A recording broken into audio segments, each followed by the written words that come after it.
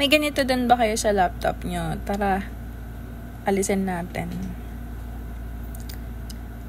Para wala na kayong nakikitang ganon. Of course, let's start from the top. Punta lang kayo sa search bar. Type nyo yung registry editor. Click nyo yan. And then, pag nandun na kayo, click yes. Pag na-click nyo na yung yes, may magpapakitang ganito. So, click nyo yung local machine. Pag na-click mo yung local machine, click mo yung system. Pag na-click mo yung system, click mo naman ngayon yung current control set.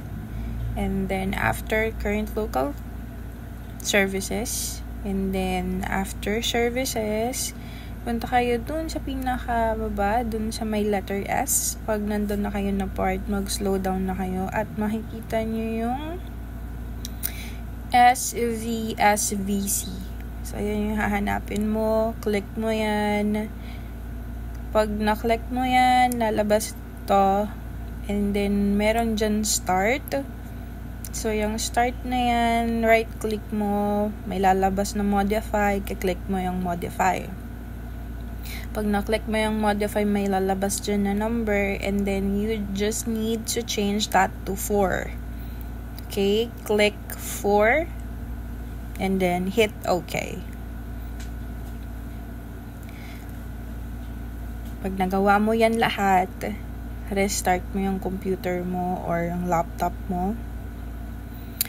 Kasi andyan pa rin naman yun. Pero pag ni-restart mo siya or shut down mo siya, so as you can see, meron pa rin siya dito.